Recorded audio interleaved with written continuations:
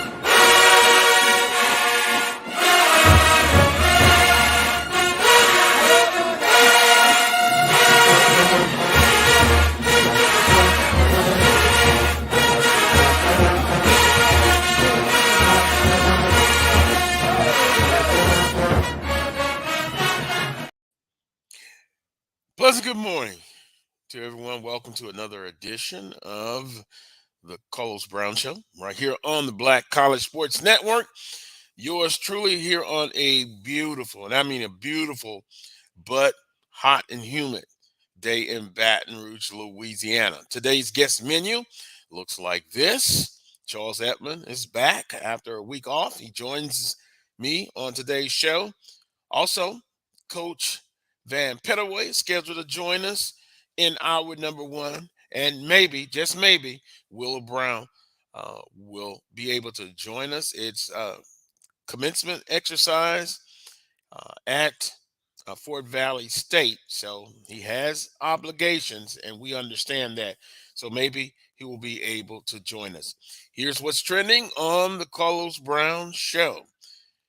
Congratulations to Prairie View A&M, women's softball tournament champions for 2023, back-to-back champions.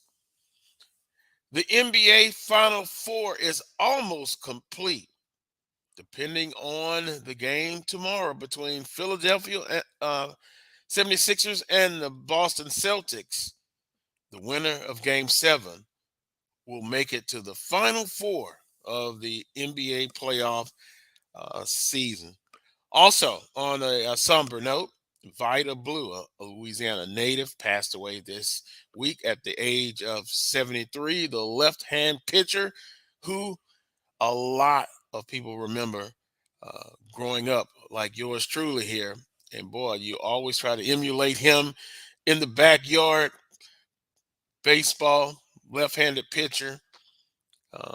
Didn't know this, but had a semester at Southern University. But Vida Blue passes away at 73 years of age. That's what's trending on the Coles Brown Show. Charles Edmond joins us now. The softball tournament is over. Charles was on the call for the tournament, and no doubt about it, your text message explains it all. Prairie View A&M, no doubt about it, the best team in the conference. But Charles, some outstanding performances, one being Alcorn State, making a deep run. But overall, the excitement was there, and we have to congratulate, and they deserve it, Prairie View A&M Panthers. Now, back-to-back championships. Yeah, Carlos, good morning. Still here in Gulfport. We'll be leaving here shortly. It was another exciting tournament, a long tournament. Mother Nature played a factor. We had a little bit of everything. We had near hurricane-like conditions here a few days ago with rain and wind, and it actually pushed the game over until yesterday. And it kind of backed things up a bit, but then it got corrected. And yes, Prairie View at the end of the day showed why they're the best team in the conference. Now, granted, it wasn't easy. Grambling is a scrappy, feisty team. And it was a terrific championship game in which Prairie View jumped out 4-0 on a grand slam. Grambling got back in it on an inside the park home run. So it was 4-0 Prairie View. Grambling grabbed the lead 7-4, but then here come the defending tournament champs, and they won it the bottom of the seventh inning. I mean, that's exactly how you want it to be. You know, winning it in your final at bat, making no doubt about it. So congratulations to the Panthers. Last year, you know, when they won the championship, they started 0-19, and they won the whole thing. This year, they had some adversity off the field. Back in the fall, they had a player tragically, killed. They had another one seriously injured. And so, the hearts and the soul wasn't exactly there in the fall. Talking with their coaches, Vernon Bland, who's a Prairie View A&M graduate, has been there over a decade. He was just saying in the fall they only had a couple of fall practices because they weren't in it emotionally and mentally. So this, I don't know if you watch, for those who watch the games, they had the orange belts and bands and ribbons, in dedication and respect for those players. And so it was a rallying cry. And I talked with their assistant coach, who's been with Vernon Bland since he's been at Prairie View, coaches at first base. I asked him, I said, what's the one thing about this team? He said purposeful. That's the one word he came up with. And he's an analytics expert, by the way. I don't know if you watched the games. He had a little orange card in his hand. It's for analytics purposes. And I saw him prior to the game yesterday. He's got all the charts, and he keeps it for every game, every team, and just kind of deals with the ebbs and flows of each team. So, Praise, they get it done. They've got the analytics to kind of match up what they're seeing, the different trends, and they just came through. They just came through in the clutch, and they just were unflappable to me. When you back them against the wall, they calmly find a way to get the proper people in the proper places, the critical stolen bases, the critical hits, the critical outs, the critical plays to be made. So congratulations to the Panthers, back-to-back. And it's going to take some work. They obviously have some seniors that played their last game, but I think SWAC softball is in a good place. You talked about the Lady Braves. First-year head coach Eugenia Fernandez had 4 players on the all-tournament team. They played their 4th elimination game yesterday, and, tough loss, losing it 7-4 to Edmond. But, they played their 4th elimination game yesterday, and, tough loss, losing it 7-4 to Edmond. in extra innings. So it was tough, but I think the softball program's in good hands at Alcorn. Obviously at Prairie View, Grambling with Coach Hall, who's coached two SWAC softball programs, Alabama A&M and Grambling. Of course, Southern didn't quite make it, but I think they're on the rise. So I think SWAC softball's in a good place. Alabama State, they were the number 1 seed in the East. Lady Braves knocked them out, and it just goes to show you again that once you get to the postseason, as a coach once told me, when you get to the SWAC tournament, all bets are off. Doesn't matter what you did in the regular season. Doesn't matter. You got to get it done in that circle. Prairie View got it done, but a lot of teams were pushing them, including Grambling. So congratulations to the Panthers. They just flat out got it done. And we often talk about perseverance and overcoming obstacles. You can't put enough importance on that, because true champions, it's not going to be easy all the time. And you want that competition. You want other teams to elevate their game. So once again, congratulations to Prairie View A&M, Alabama State, Grambling, Alcorn, Southern University. I guess I look at things from just a different perspective. They have a new coach. You just hope that they can improve, Coach Williams, and get better. And now for Prairie View A&M and all of the softball programs, now you take it a step further, doing much better or better out of conference, winning some of those games, and then that you win the conference championship, you win the tournament championship. That's the first goal. Now, try to do better in those non-conference games and just get better. But hats off to everyone who participated. It was a grand time. 2023 tournament softball championship. Also, forgive me, but also Alabama State outdoor track and field men's championship. They won it, and also on the women's side, Prairie View outdoor track and field championship. So Prairie View, hey, they're on the roll right now. They're having much success, and I know that Commissioner's Cup is in their eyesight. So it'll be very interesting. Charles, also, as you see, Charles did an amazing job on the entire tournament. Great games all the way through. Congratulations, Charles. But look, I know you're going to do a great job in broadcasting. No doubt about it. You will be in the SWAC Hall of Fame.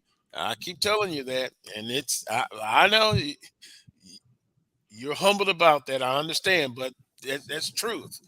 That's truth. Your name will be in there. Great job. NBA playoffs, Charles. Switch gears just a little bit. My team is in there. Your team is in there. A 7th seed. Los Angeles Lakers, an 8th seed. The Miami Heat. Is it something in the air, or does it talk about, I know on Miami side, it's the culture. Not a lot of stars, but Jimmy Butler. He has just been playoff Jimmy Butler.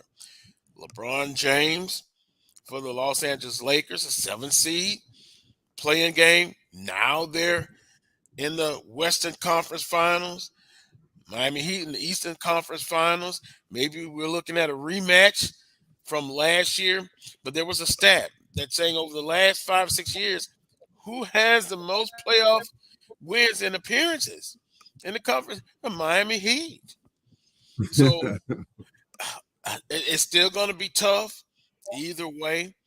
They have exceeded my expectations, but it says a lot about the culture and the way they do things in Miami. Look, Charles, it's a place that everyone likes to visit, South Beach. But as far as players coming to the Miami organization, it's not for everybody. Tough practices. They measure body fat for the players. They believe in discipline. They believe in being in shape. And some players, that's not for them. And they do it the old school way. Like in the 80s, in the 90s, where it was just a different brand of basketball. They get it done, and they've overcome adversity, and they've lost Tyler Hero, Victor Oladipo, but yet they still get it done. And if they don't make it to the finals, last year they were one basket away from making it to the finals. They've still exceeded my expectation. I am a Miami Heat fan for life. But those playoffs have been great. They have really been great. I mean, that is a classy organization led by a classy executive, and Pat Riley. He knows what that's about as far as being an executive and being on the sidelines. You know, he was a head coach in this league with the Lakers, the Lake Show, as we know. That organization, they're as tough as it comes. They don't mess around. And Eric Spoelstra and Pat Riley are on the same page.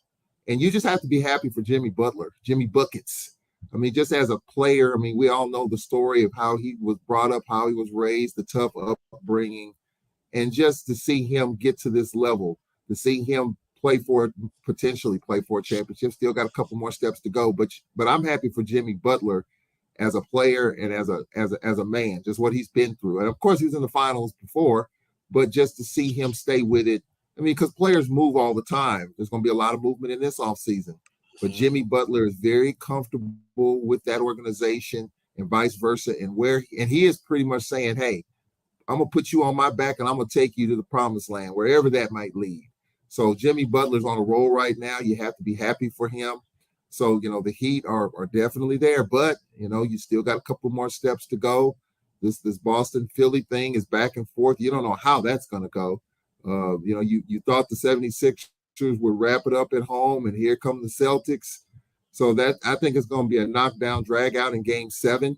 And the Miami Heat are just sitting back on South Beach chilling, waiting for those two teams to kind of knock each other down. And then we'll see how the Eastern Conference Finals go. For the West, man, I mean, is it more about LeBron James and the Lakers and uplifting that organization, or is it about what we're seeing as maybe the downfall of Golden State Warriors? Because I think we've seen probably the last of the Golden State Warriors as we know them. I think there's going to be some revamp in that organization after this year. There's been talk.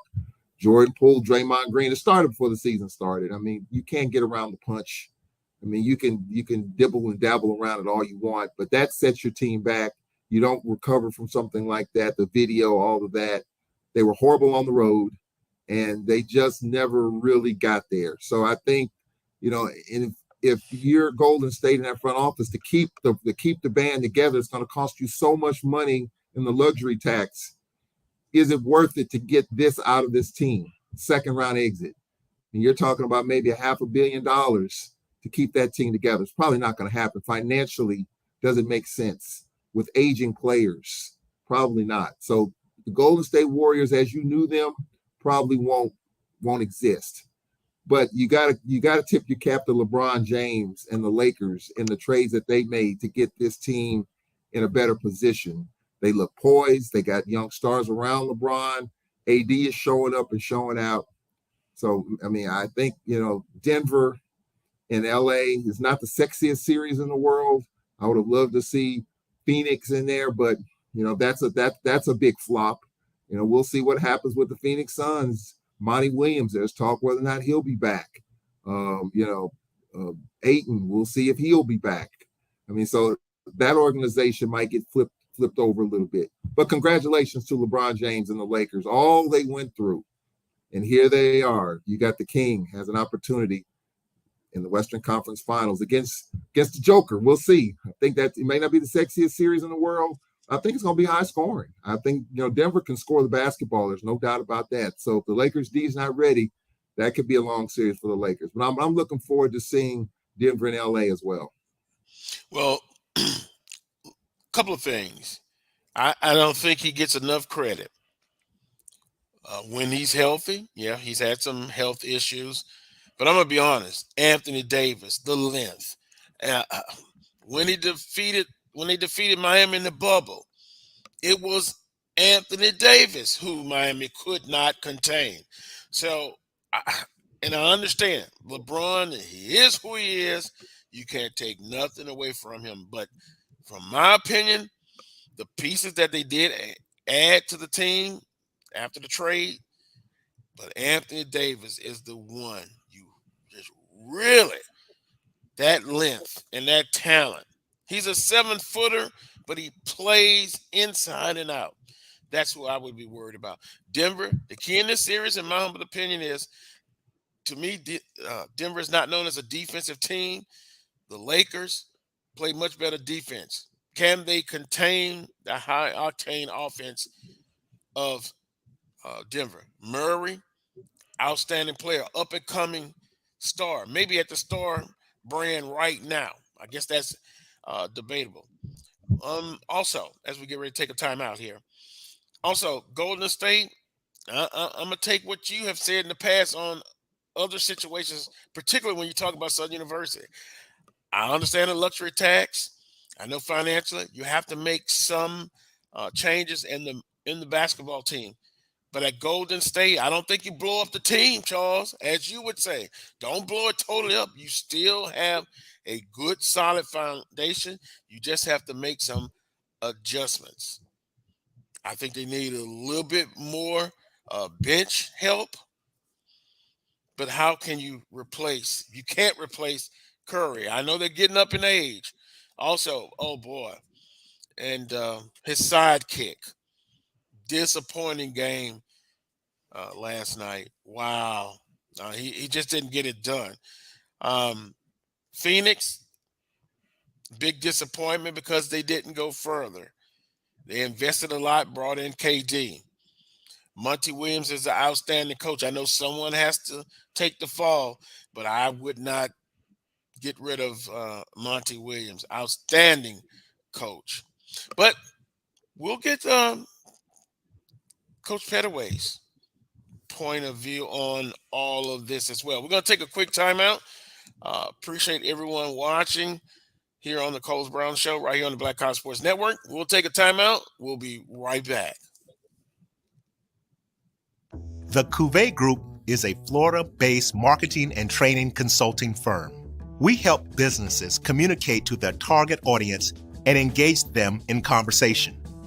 We also help to expand their audiences, which will ultimately result in growth for those organizations.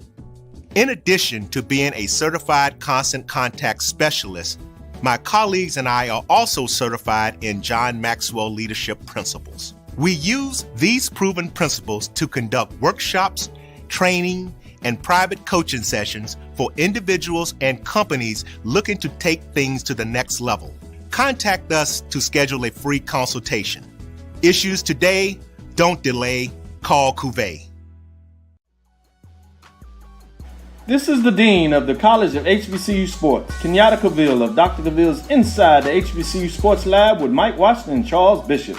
Come mix it up in the lab where the course lecture is in session every Tuesday from 6 o'clock p.m. Central Standard Time on Facebook Live, YouTube Spreaker, or the BCSN app, as we discuss all things about the HBCU sports culture, including exploring the week that was in the sporting HBCU diaspora, as well as the upcoming week of HBCU sports. With me, the Dean, the College of HBCU Sports, on Dr. Cavill's Inside the HBCU Sports Lab with Mike Washington and Charles Bishop. Course lecture dismissed. From novice to aficionado, find yourself here. High quality cigars plus personal customer service. Slow Burn is Waco's only mobile cigar lounge, featuring a meticulous, curated collection of premium cigars. Visit our website, www.slowburnwaco.com. That's www.slowburnwaco.com.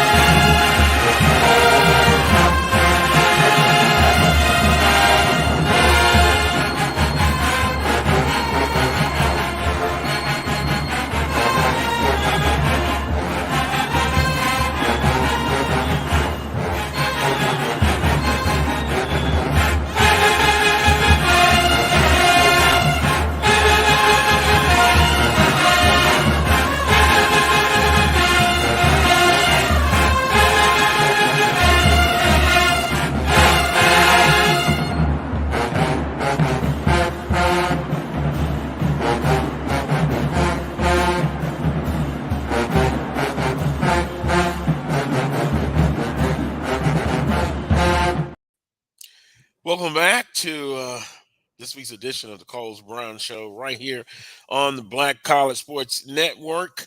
Appreciate everyone watching. I'm going to give some love to Charles Edmond. Charles, you're getting a lot of appreciation in the chat room. The Morning Blitz says Charles did an amazing job on the entire tournament.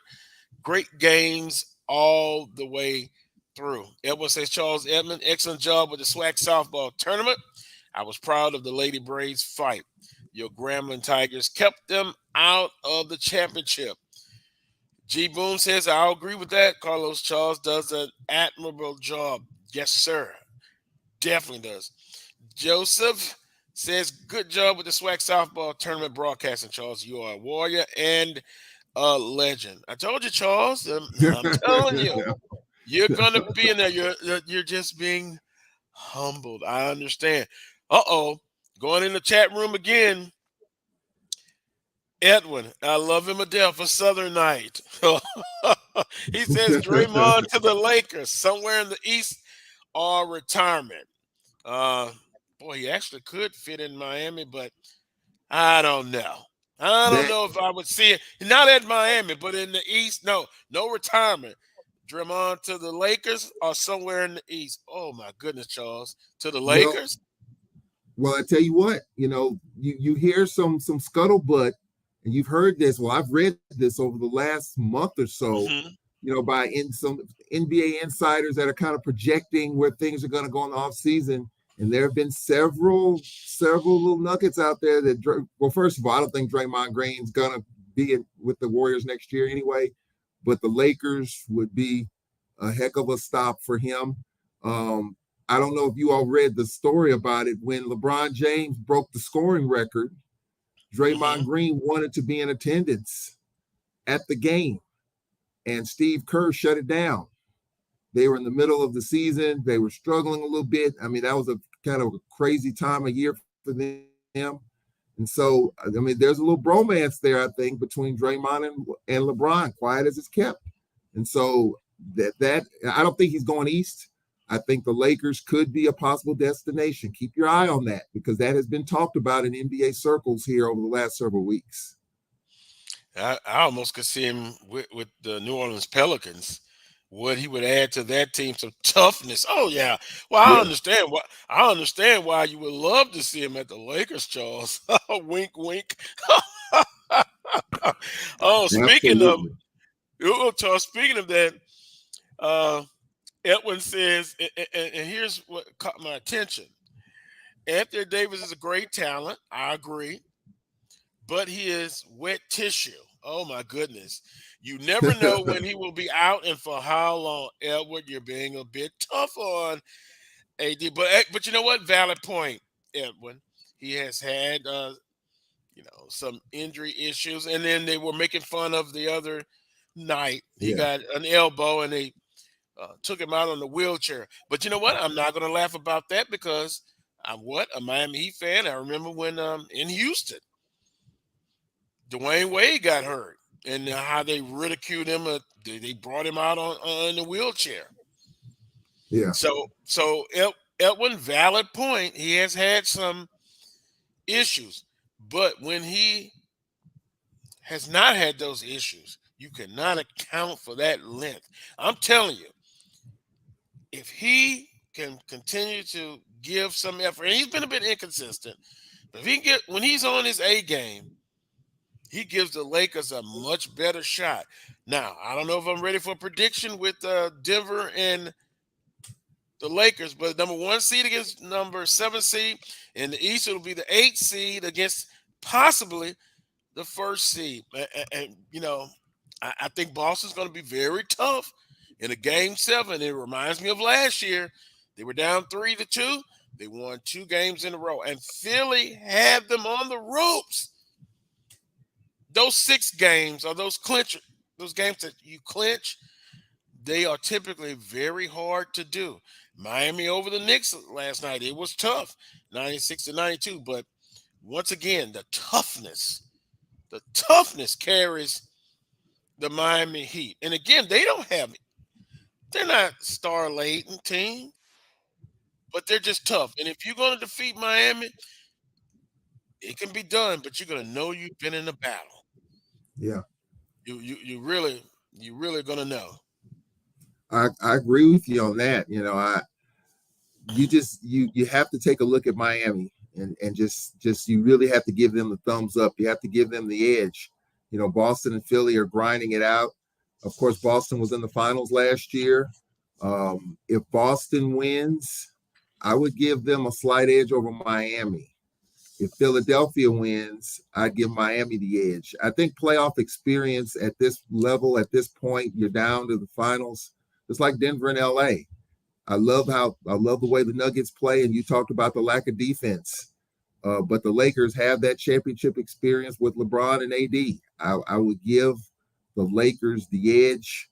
If the Lakers get a game in Denver, the first two, I think the Lakers will probably win that series. I mean, it could be a home series, which, you know, home team wins every game, but Denver's got home court. But if the Lakers steal one in Denver, I think, I'm saying this as a Laker fan and just as someone that studies these things, I think the Lakers will get the series. That's exactly what happened with Golden State. You know, so I think you have to give the Lakers the edge there. But I think that Eastern Conference Finals is going to be really, really, really fun to watch. Miami and either Boston. You got James Harden looking for a ring. You know, talk about James Harden might not be in Philly next year. He's quietly talked about going back to Houston. So, you know, this may be the last run for the 76ers as they're currently constructed. You got the MVP, Joel Embiid. He's not going anywhere. If the 76ers don't win this game, where's Doc Rivers going to be? I mean, the 76ers just kind of flattened out a little bit. So I think Doc Rivers, I think he's safe, but I think fans in Philly don't believe that if they lose this game 7 after blowing game 6 at home to go to the Eastern Conference Finals. So I think there's going to be a lot of intrigue in Philadelphia if they don't win this game 7. Well, with that being said, and by the way, thanks, Brian Fulford, producing today's show. And Brian Fulford's father, boy, what a chip off of the block. Happy birthday. My goodness. They look like – Happy birthday. They look like brothers almost there. I mean, I understand it's his father, but he looks to be in great shape. So, Brian, let me know if we need to take a break and then add Coach Pettaway. If not, he can join in. We're talking some NBA basketball. Right. Hey, Carlos, I think I like what Charles is saying. Yeah, I agree with Charles. I think if the Lakers steal a game in Denver, they're going to win that series. The only thing is that to me that gives other than them having Joker, they can match up at every position really except that one. But what will happen? I think that if AD comes ready to play, he could possibly get to Joker in foul trouble if that's the matchup that they're gonna have. But now they still got other long guys out there that they might put on AD. You know, they might put Porter on it. You know, Porter might be a better matchup for AD so that you can save your best player. I mean, when you're talking about a guy that's averaging a triple-double, you cannot afford to get him in foul trouble.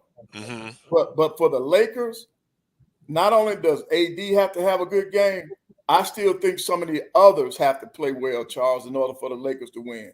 I mean, the guys coming off the bench, they got to contribute, man, every night in order for the Lakers to have a shot. Because when you look at, there's going to be some matchup problems now. Because right now, my concern is for the Lakers, who's going to slow up Murray? You know, Murray's playing well for Denver. He's been on a tear. Right.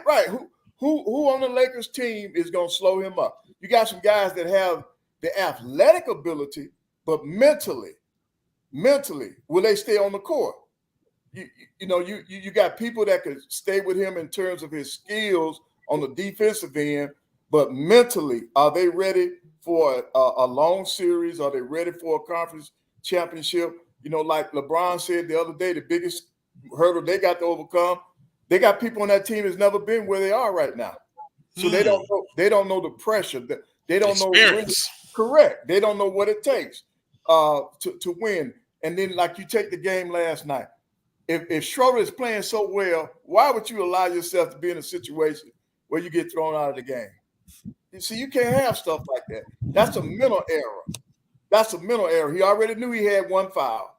So, I mean, one tech. So, yeah. So why put yourself in a situation where you get that second tech? So, see, it's that kind of thing that concerns me with the Lakers. But now Denver, they've shown now why they were the number one seed in the West, because they have put together a great run. They got a well-balanced team. I thought they would not win because I thought they played through Joker so much.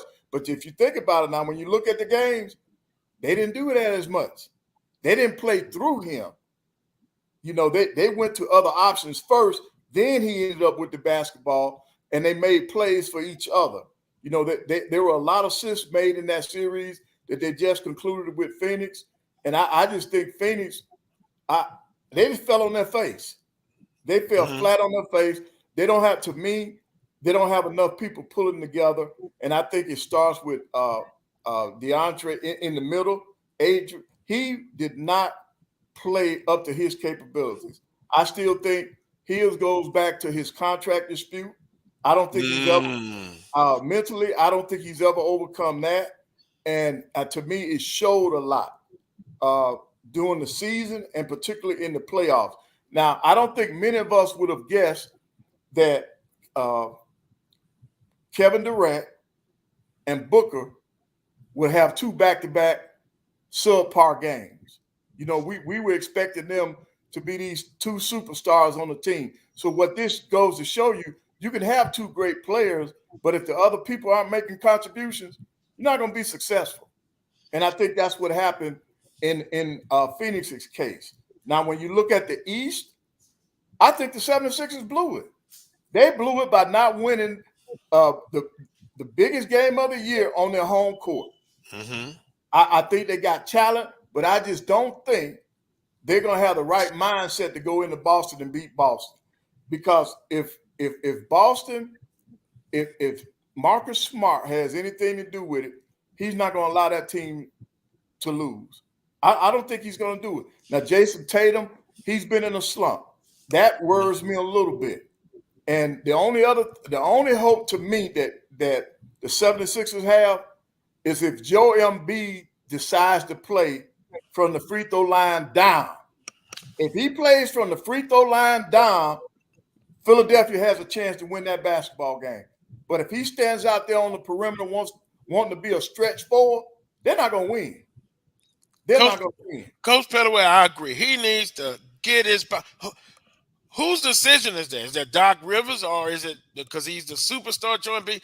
Get your behind down in that post. Nobody can guard him. Nobody. Right. But he neutralizes himself when he plays on the perimeter. He's so far away from the basket, people can stay with him. You don't even have to have a 7-footer on him when he's away from the basket, because all they got to do is get up in him.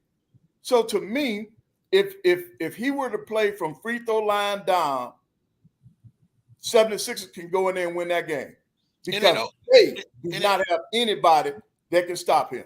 And Coach, it opens up other options too. And Maxie, and when you said something about Smart and Jimmy Butler kind of got the same mentality. mindset. They're tough. I would rather have them backing me up if I'm in the alley, because their toughness. Right. And Coach Pettaway, me and Charles are talking about it. The Miami Heat, you always hear the word culture, toughness. They don't have, per se, a lot of stars. I know that's debatable. But you're missing Tyler Hero, Victor Oladipo. Yeah. But they're just tough, and they're old school. And Coach, I said this, a lot of players don't like coming to Miami because of those things. When they measure, look, they said Kevin Lowry, his body fat was too high. They look at body, all of those little things. Everybody can't play there. Right, that's true. And see, that's why that's just like in college. All players can't play for every coach. There are some coaches that will require more.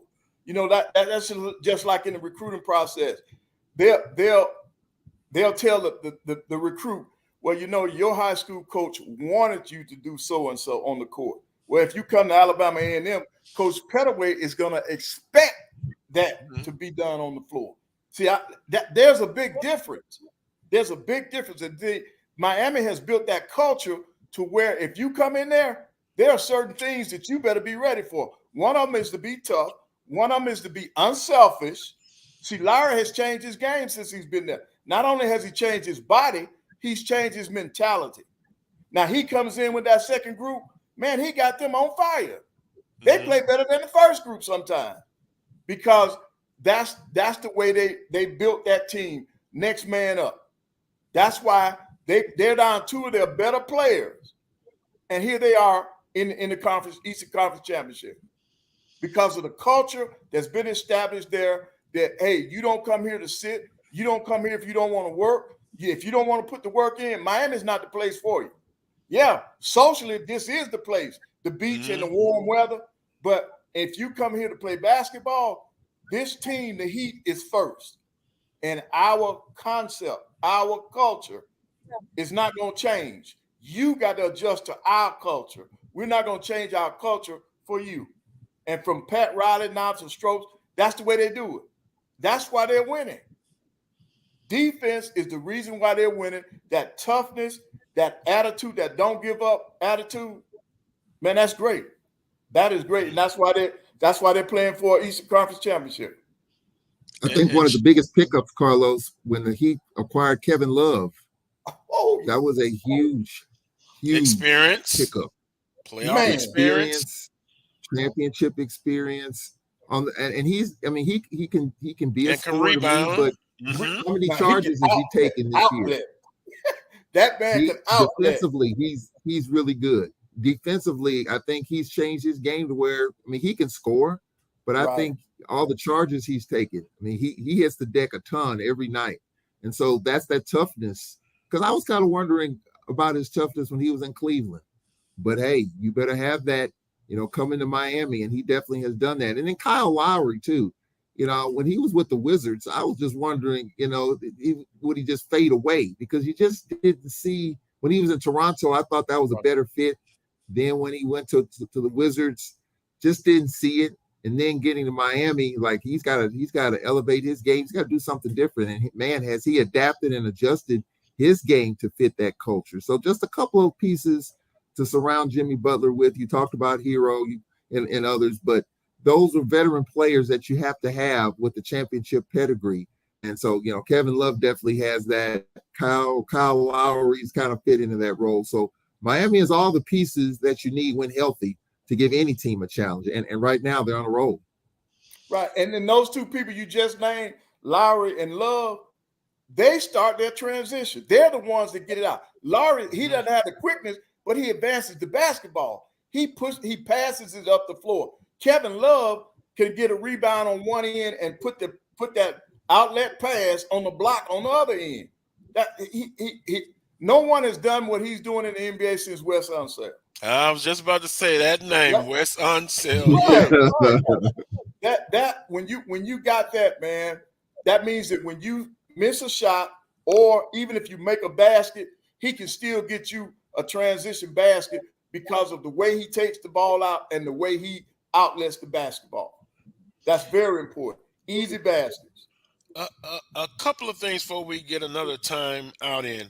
A lot of times that Charles mentioned it, somebody is going to have to take the punishment, the fall. In the case of, and we're hearing speculation about Monty Williams, I disagree with that. He's a tremendous coach, a defensive-minded guy, but how ironic, he's coaching a team that is known for offense. Then also, Golden State. Coach, just in my opinion, Charles feels a little bit differently. I don't know if you would blow up that team. I don't think Charles said that they would blow up, but the conversation is some changes. Point blank question. Golden State's foundation. Financially, Charles says they're in the luxury tax. Even Miami is in there. But do you just kind of make some adjustments if you're Golden State management? And do you think they can blow up that team? I don't think so. What do you think, Coach Pettaway? Well, I think some changes have to be made because they can't win with the group they have. Okay, Yeah, changes, but not blowing up the team, right? Right. Okay, first thing, they're not big enough in the paint.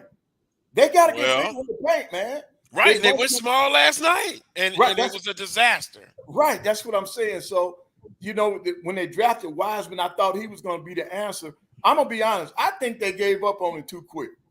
I think they gave up on him too quick. They got other people on that bench that they thought were going to come around, and they didn't.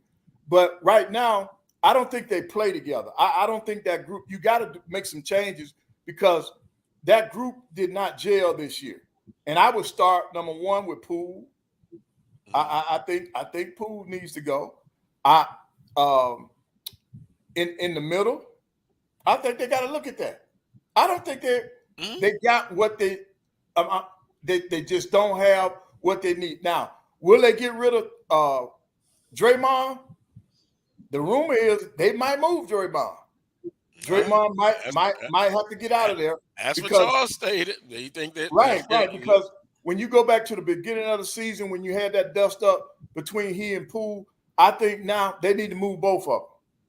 You move both of them, you get you some people for in the paint. They got to have some help on the inside, man, first. You start there, then you get some more help on that perimeter. But if they don't get some help in the middle, Golden State going to be faced with the same problem. Well, let me ask you this, Coach and Charles. Because they offensively, they have a philosophy. 3-point shooting. Do you get some athletic bigs? Not the traditional like a Joe Embiid post player, but some athletic bigs. Is that the way they go? Yeah, I think if they go that route, you still. I think they're not playing. They're not putting the ball on the inside now. If you go to Looney, he's not going to give you much, man, on the offensive end. He's a rebounder and a defender. So you go with. I think if they had a person that could score in the paint, I think you would see the ball go inside more. What they're doing to me is they're playing with the hand that they're dealt with. With the makeup of that team, that's the only way you can play for that team to be successful. And then in order for that team to be successful, the Splash Brothers have to make a splash. In other words, they got to be on in order for that team to work. So then you go back to that old adage, you live by the jump shot, you die by the jump shot. But I think if they found somebody who could score, I think even at Golden State, you would see them put the ball inside more. In other words, a third consistent scorer. And boy, Klay Thompson, wow, he struggled more so last night. Charles is interesting with Golden State, Denver, the Lakers on the upsurge. It's going to be interesting to see what the offseason does. Right. And see, even with Phoenix, Carlos, no bench. They got to move DeAndre. He don't want to be there. He don't want to play. I personally feel like he could have played in the last game. And that's a valid point. I don't want to get accused of being tampering, but I could see him somewhere in the state of Florida, in South Florida, because he, and what does that say about the? I wouldn't take him over Bam now. I would not take him over Bam. Well, Coach Pettaway, I understand that, but to me, now let's see if you agree. And people in the chat room, I think Bam's natural position is a 4, but they play him at center. He's almost like a point forward, point center because he adds it up. Coach Pettaway, you think he's naturally a center? No, he's not. But I'm saying together they make a good group. But I would not trade. I definitely would not trade. If it was one-on-one, no, I would not. I would keep. You got Bam because Bam mentally is zoned into his team. DeAndre Ayton to get down there and he will mess that team up just like he was part of the failure at Phoenix. Mm-hmm. See, mentally, they don't have the same makeup. I like Bam's drive. Bam has that Miami culture, that Miami toughness. You don't have that in DeAndre Ayton. That boy, hey man, that boy will. It's the way the moon is in order to where he's gonna play. The way he's gonna play. Where's the moon that particular day? He almost went to Indiana, but I was just getting ready to say. Yeah. Okay. So let's just go back a year. I think that the relationship between Monty Williams and Ayton was fractured enough to where they were willing to let him walk. Right. Indiana provided an offer sheet, and he was headed to Indiana. And Phoenix had 24 hours to match it. If they didn't match it, he was gone to Indiana. The Suns matched it, and he came back to Phoenix. So something was there to lead you to believe that they had belief that Ayton was the guy. But I don't know if that solved the problem. I don't know if Ayton didn't want to be there. I mean, it's a whole money situation. I mean, hey, they matched the offer. He got his money. But I don't know if that repaired the relationship between Monty Williams and Ayton. I don't think that relationship ever improved. And I think over the course of the season, it probably just stagnated and may have gotten a little worse. And so, according to reports, Ayton is meeting with Monty Williams and, James Jones, the front office and all of that. So we'll see. The other thing, too, is that, and of course, the new Phoenix owner made news getting into it with the Joker. You got a new owner in Phoenix. So you're looking at that. James Jones in the front office, not saying he's going to be let go, but you know what happens when you get new ownership. Things happen. So, they underachieved. You spent a lot of money to get KD. And so it's going to be interesting to see what's going to happen there in Phoenix. Coach, one quick question. We talk about disappointments. Which, in your opinion, is a bigger disappointment? Phoenix or Golden State? Phoenix. Ooh, good one. I say Phoenix because you gave up so much to get KD, and you made it further without him last year than you did this year. But see, I think it's Phoenix in my estimation, because not only did you gave up draft picks, you gave up personnel to get this guy, and this was supposed to be the guy to get you over the hump, and it didn't happen. Now, had Chris Paul stayed healthy, would that have made a difference? I don't think so, because I think they found a different way to play without him. They played more up tempo. They got more transition baskets because he controls the ball as a point guard. And if he doesn't want to push it, he doesn't push it. And I think because of his age, he conserves himself a lot.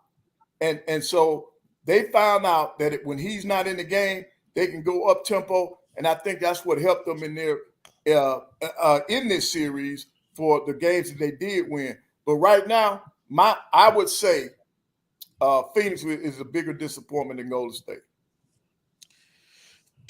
I'm choked up here. Uh-oh. We're going to take a timeout. We got more. Coach Pettaway has agreed to have an extended appearance.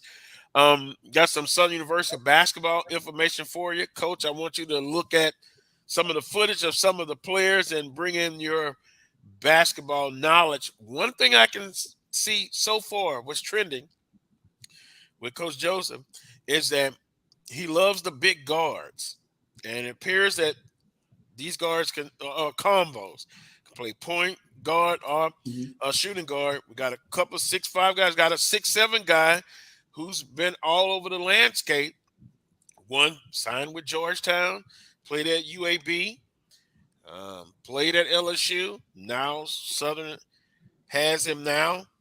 We'll take a look at some footage. And also we got some swag baseball standings to look at as well. So we'll take a quick timeout and we will return. You're watching the Carlos Brown Show on the Black College Sports Network. Time to call a credit repair company to fix my credit. Hold the phone, man. You can do it yourself with Credit Versio. That's way too hard. Call the credit repair company. Most credit repair companies only work on 1 or 2 accounts at a time, making it slow and expensive. You won't figure that out for months. Ignore him. Credit Versio's brilliant software scans all 3 credit bureaus, finds the accounts that are hurting your score, and guides you through the entire process. Anyone can do it.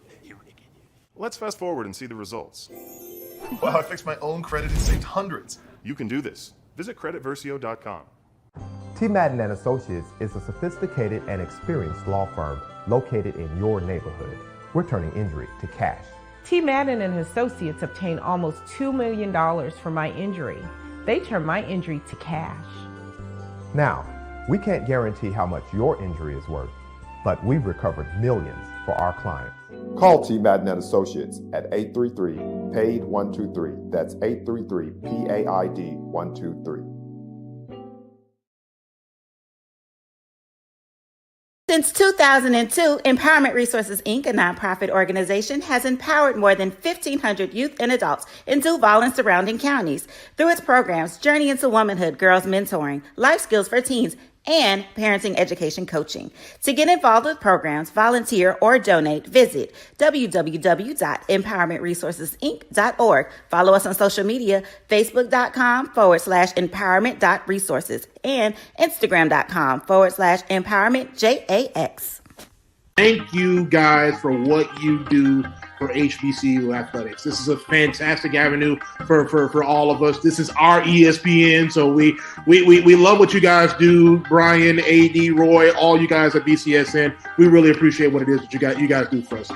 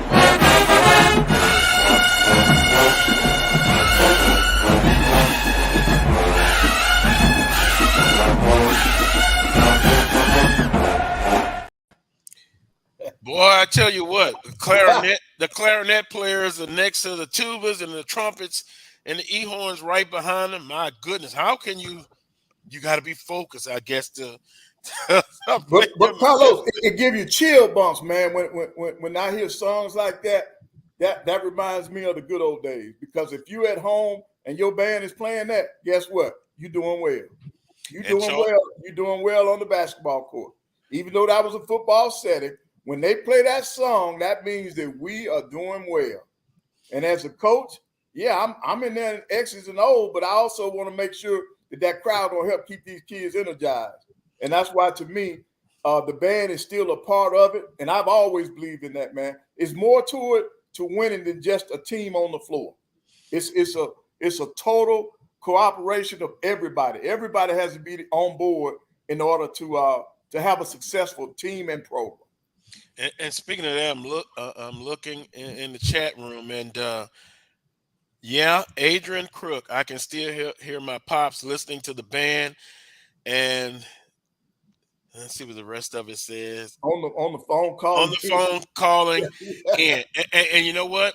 I know who it is now. Adrian Crook. Yeah, and his father. We used to talk all the time, and I miss him.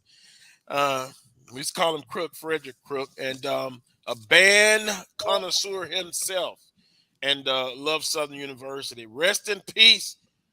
I think about him all the time. We had conversations all the time, and that's some of the things when you affiliated with HBCU sports, the culture. You make friends, family. Yep. And family that you'll never forget. The people that I've met, I mean, going to the Celebration Bowl, albeit Southern wasn't there, you just met so many people from Jackson State, Alcorn, Grambling, North Carolina A&T, North Carolina Central, and Carlos Brown never lets an opportunity to go to meet some Jackson State fans and let them know it's always a rivalry. And even now, I have some people I've met, Jackson State alums, Alabama A&M. I remember Ike Rooks. Yep. And just being in this business and meeting Charles through the radio show, meeting you, Coach Pettaway. I just reached out to you, right? And you can't. It's priceless. The relationships that you've garnered, you've met over the years, and so Adrian, I know you are. Look, a great football player himself, particularly on the high school level in college. So I appreciate it. But you know what? See, that to me, that's what the SWAC, HBCU, sports and athletics, I think that's what it's all about. Because now, even though I was a basketball coach in this league, I went to football games on the road. I've been to every school on the road except right now Bethune-Cookman for a football game. And listen, I have met people. Some knew who I was because I was the basketball coach. But man, people were so kind and so nice, and just to see me coming in as a fan, following our football team, and then of course when I got an opportunity to work with the SWAT Digital Network, seeing these same people over and over again, man, it does a lot for me as a person, and I really appreciate the people in the SWAT who have made it a family atmosphere, man, and that's what college athletics is all about. Because these are people that we'll remember through for the rest of our lives that we come in contact with. So it's been nice, man. I could think about my brothers and I down at Alcorn at the park we took the RV down there, and man, they opened their arms up to us, man, and treated us like family. Going to Mississippi Valley, going down to Jackson State. So it's just great, man. The atmosphere that you see it on college game day on college football games, and then of course when you look at it on the basketball side, man, it can't be beat. Cannot be beat. I'll add this, Coach Pettaway, even the softball tournament. I mean, here in Gulfport, I mean, the camaraderie was just off the charts.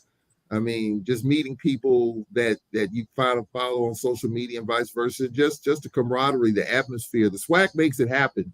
Very friendly, good venues, first-class venues. You can spread out, but then it's just a camaraderie. On the third base side, you got one team's fans. On the first base side, and in between innings, you come together, you hug, you talk, and just it gets intense now. I mean, last night was pretty intense. When you get down to the championships, all bets are off then, but in between games, in between time, I mean, it is great. Even, the late Coach Davey Whitney, his family, they're from here. They fried some fish and they set up, and there was a little tailgating going on out here. And just whoever wanted to buy. I mean, for a SWAC softball tournament, I mean, you wouldn't think that would happen, but you see that all the time. And I'm sure we'll probably see that in Atlanta as well in the next couple of weeks for baseball. So that's what makes, to me, the HBCU experience what it is. It's just a camaraderie. Yeah, we go at it in between the lines, but off the field, it's just great camaraderie, great feel, great synergy and energy. Yep. I agree. It's been a lifetime of memories and special relationships that you make. Let's see. We're gonna go now. We got some information for you, Coach Johnson, new men's basketball coach at Southern University. He's out on the road. I'm assuming still recruiting. I put in a request to get him on, but I understand he's busy. But he's got a camp, and Coach Pettaway, you talk about camps, and although your season is over with, it's really not, because he talked about taking his team on those 8 weeks where the NCAA allows you to, a lot of times they go to different countries to play. But Coach, how important are those camps, not only to help young potential players get better but then we're talking about relationships also that you can build through these camps. Right. Well, see, this is a team camp, and what that is, they'll be bringing different high school teams together. Okay, that's a great way to recruit. They get a chance. The kids get a chance to see your facilities. The coaches get a chance to interact with these high school coaches, develop relationships, so that when there is a player that they want to recruit, that relationship has already been established. So that, and then your individual camps. I know for a fact that I've signed at least 6 kids that came to individual camps that I held during my career. I mean, it's more than 6, but I can think of 6 right off the top of my head. That so camps are very important, not only for the coaches, also for the athletes.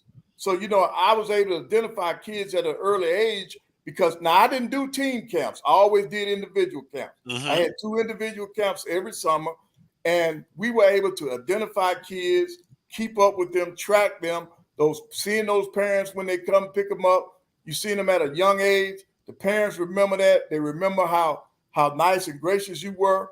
And so when it comes time to recruiting, that plays a big part.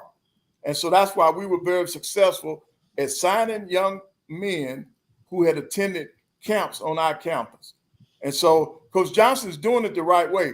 This is a great mechanism for him to get to establish rapport with these high school coaches in the state of Louisiana. And in some cases, some of the teams may come from out of state. So it's great. It's great. Yeah, it is. And boy, I'm thinking about Coach Buss at Alcorn. I always got my eyes. He's in Louisiana recruiting a little bit too much for me, but hey, I understand it. He's got to win, and he's done an excellent job. But you see the information right there: Southern Jaguars team camp dates June 20th through 22nd. You see the price in there, and you also see the contact information. Thanks to Brian Full for producing today's show. Coach, just some information. And Brian, we can roll the footage of some of the recruits that he's got coming in, but he's got a 6'1" guard from the transfer portal, Texas State. He's a Louisiana native, Brandon Davis. Derek Tizenzo, a 6'5" guard, transferring in from Stephen F. Austin, but also a native of Louisiana. Now I got to practice on a couple of names here. Taya Rion Joseph, 6'3" guard, played at Scotlandville, won a state championship, but also was the leading scorer in JUCO, East Central Community College. He's 6'3". Now, let me practice, and please forgive me, but those who, if I mispronounced this name or these names, I'm sure you're going to let me know. I appreciate it, constructive criticism. Let's see. Tijana Diomasi, 6'5", 208 pounds. He's a native of France. Point guard from Lee College. Also, Josh LeBlanc, who I mentioned earlier for the timeout, 6'7", 230. Played at Georgetown originally, LSU, UAB, and Nicholls State. He'll add some toughness for Southern University. Then they picked up a 5'10" guard, Antoine Jacks.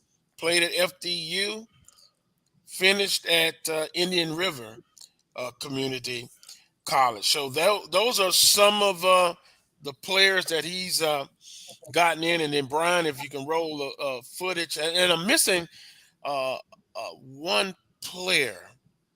And there he goes. There he is right there.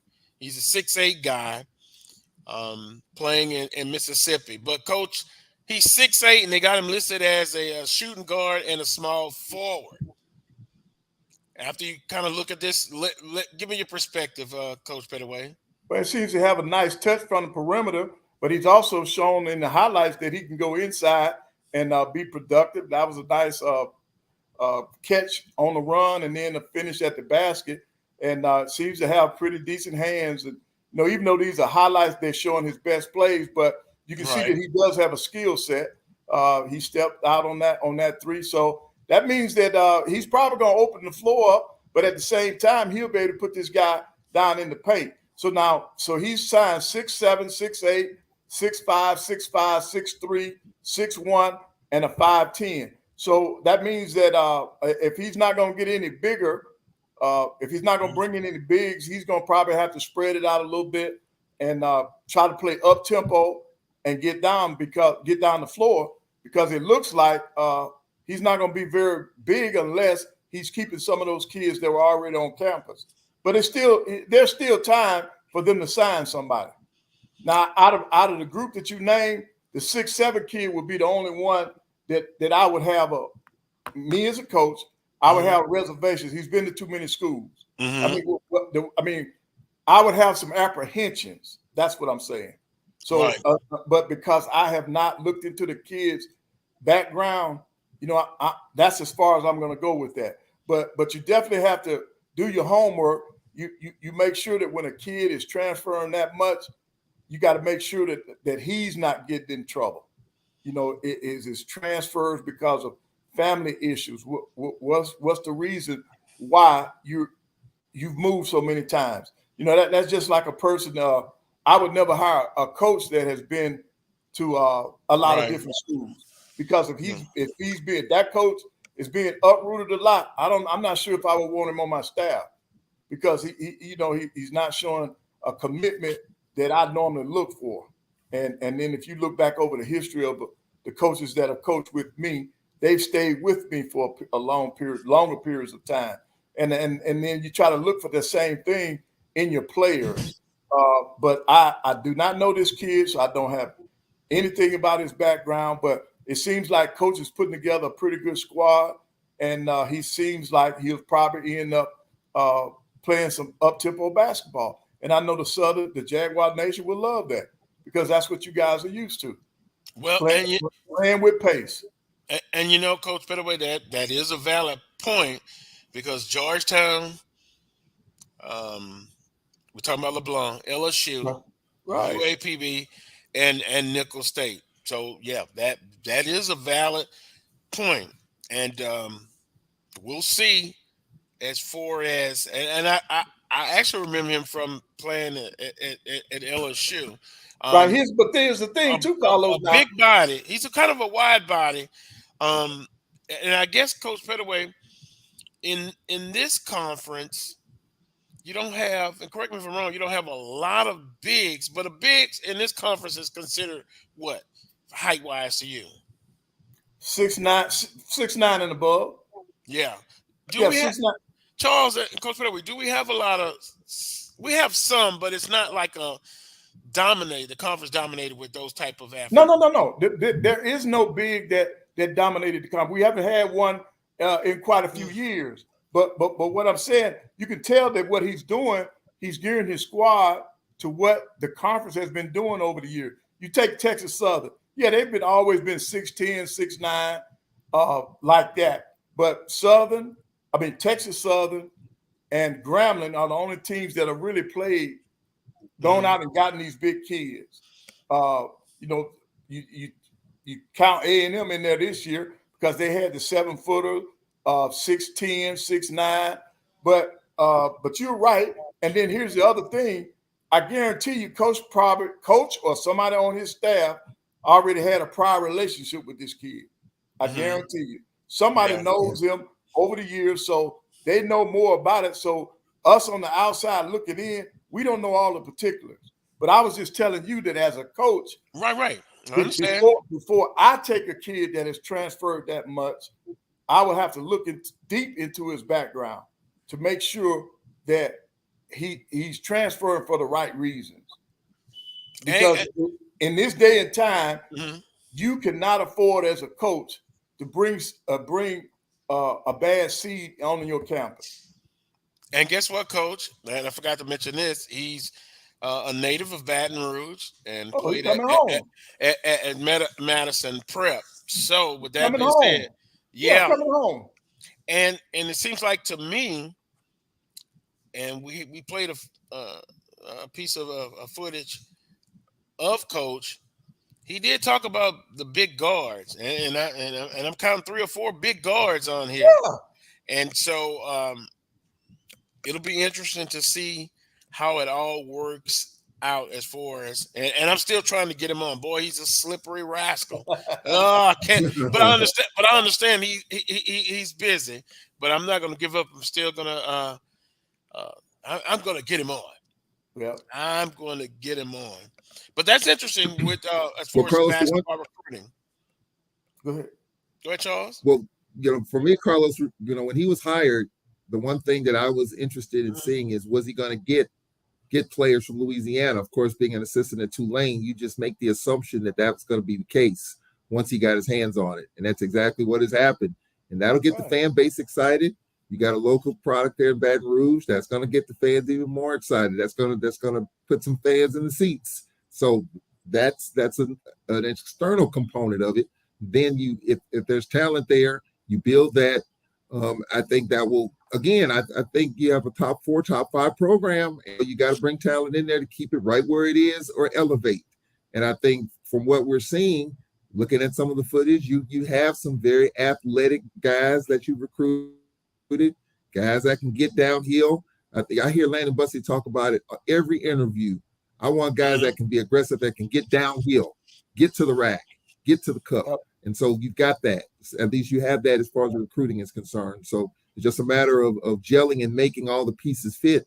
And so far, just like Coach Dooley, the things that he's doing early on, taking over at Southern football, people like it, at least from what we're seeing from the basketball perspective. Some of the pieces he's bringing in, looks like on the surface are pretty good. Just a matter of making it all fit. So far, so good. Well, but with that comes, pressure.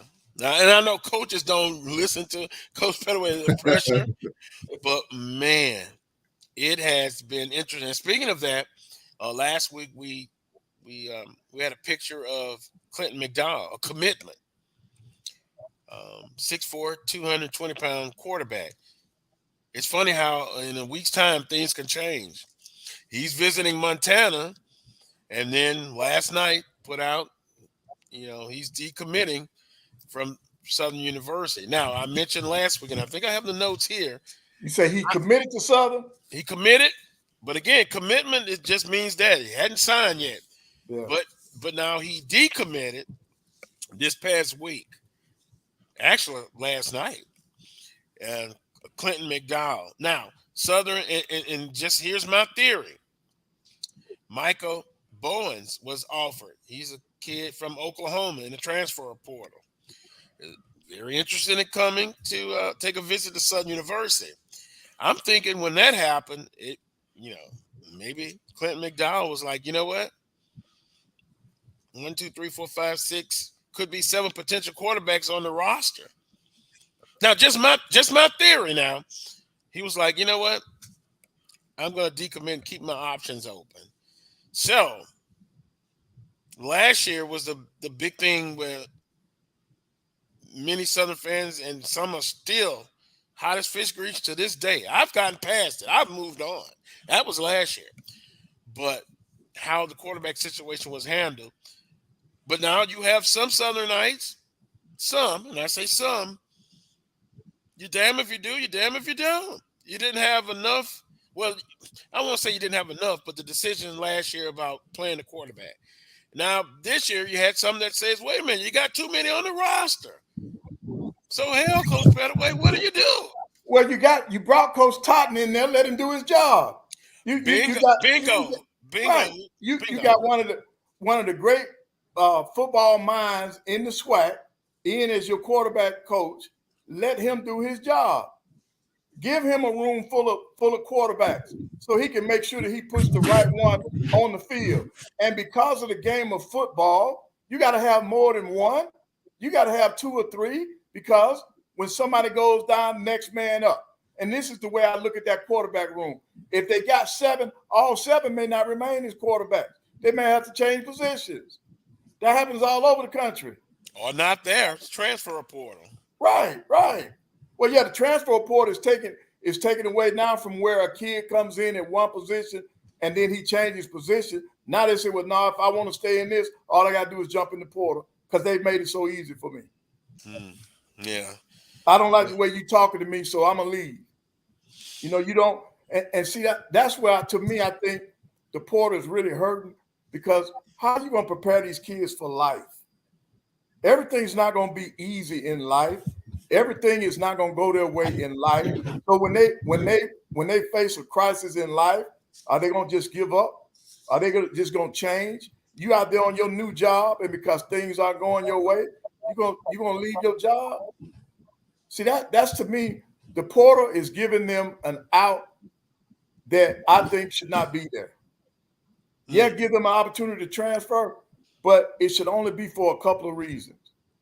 One of them, if you're being mistreated, if you got family issues, all right, because we need to go back to where you have to honor the NIL, the national letter that you signed. That's what I think has to happen. The portal is creating too many problems, I feel. Well, and you know, the scholarships went out year to year, right? Yes. You know, in the past, you got a 4-year and it was honored. There were situations when some athletes got hurt and couldn't play anymore, but that scholarship was honored. Now, I have some people that are saying, well, coaches can come and go. Why not student athletes? How would you address that, Coach Pettaway? One time. You got an opportunity to transfer once. Once. Well, you know, the NCAA now has put in place that you have one time to transfer, but the second time you can, but you have to show. I'm terming it this way: just cause. You know, maybe a parent is sick. Like Jason Dumas, he transferred from Prairie View to Southern because he basically said he's got, you know, elderly parents and he wanted to be closer. But for example, LeBlanc, who we was just talking about, he wouldn't be able to transfer going forward. Right. Unless he showed just cause, and it had to be extreme just cause. You know, only thing I can think of too, like again, say another thing. If you're taking care of, or you've taken care of a younger sibling, and something happened, something like that, or a parent, you know, passed away, and you need to be closer to home to help your mother or father, vice versa. But you know, the transfer portal, I'm telling you, the interest is always there, and every week when I look, you still have a lot of athletes in there that will not have a place to land. Correct. They made a mistake. They made a mistake by jumping out there. Go ahead, Charles. I'm sorry. Carlos, I'm gonna get a little messy here when I say this. Wasn't there was a team last year that had 6 quarterbacks on their roster? That was Grambling State University. We joked about it. You shook your head like unbelievable. Can't be possible. Can't be happening. Grambling had 6, and it was confirmed to me at a basketball game recently that was true. Now Southern has a lot of quarterbacks on their roster. I think you're going to see more teams do that. You know, you want to have options, because if you don't have a serviceable quarterback, you don't have a chance. See it in the NFL. And you need 2 at least. I'm saying a starter, and then a backup can become a starter at any point. Correct. But also, I mean, what you want to do is you want to have a bunch of pieces on the table, come up with your system, and find the ones that fit your system. So if you have 6 of them, you can relax a little bit. But if you only have 2 or 3, one gets hurt, one struggles, then you're out of options. Now the theory is, Broderick Fobb said, and we joke about it, if you got 3 quarterbacks or 4, that means you don't have one. Well, what if you have 6? What if you have 6? Grambling had 6 last year. Southern's gonna have what? What did you say, Carlos? They got what? 6? Let's say we got. Southern 4. 1, 2, 3, 4, and then you've got 2 freshmen coming in. That's 6, and by the way, outstanding players. Then you potentially could have had 7, but he decommitted. Then you're still looking to bring in another quarterback on the visit. So, hey, you can't have too many. I promise you. Coach Pettaway says you can't have too many. Yeah, that's just like a point guard. You can't have too many point guards, man, that can play now. You can't have too many. Yeah. There's no such animal. And to be honest with you, when 2024 comes season, I don't think you will have that many. And you may have some subtractions for the 2023 season. But then you look at it, it's only certain times that I think, correct me if I'm wrong, that you can transfer out or at least go into the portal. I guess you can leave school, but and by the way, congratulations to across the board. Southern University had over 600 students graduated, including student athletes, and one being Harold Blood, who was deemed the starter after spring practice. So hey, I guess he's going to work on his master's now, and he's still on the roster. He's been in the at Southern University 4 years now academically and graduated. Hey, you all need to send that same plan, that same academic plan, send it to Georgia so they can help Stetson Bennett. You know, Stetson Bennett he's been in school 8 years, 7 years. Whoa. And he still doesn't have a degree. Now we're a little closer to it because we're here in the state of Alabama. So that's been in the news the last 2 or 3 days. Stetson Bennett, wait a minute, Coach. Out of all he's won 2 national championships, but he has no degree, and he's been in school 7 years, and he's 26 years old? I almost cursed there. I'm sorry. Right. Yeah, my point is, how did that happen? How does a guy stay in school and not graduate, and you've been on an academic campus, even though it's different ones, for 7 years? Come on now. Because he's a football player. And do they have general studies as a degree program? I don't know, but thank God Alabama A&M finally got it. Yeah. Well, but what mine is called, first it was general studies, now it's called liberal arts, if I'm not mistaken. Oh, that sounds much better. They're liberal arts. Yeah. but no, that's the big thing here in Alabama. They're talking about Stetson Bennett. It's on the internet a lot.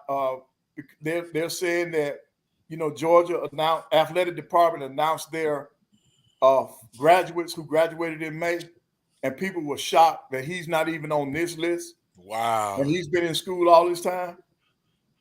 So and then one person said, well, he knew he wasn't gonna graduate because football was his degree. He got his degree in football. And that's like not I good. Said, he's a football player. That's why. If he wasn't a football player, he would have had his degree by now. There's no way a typical young 26-year-old would be in school 8 years. I mean, it does happen. Life happens, things happen, but in that case, you know why he's been in school that long.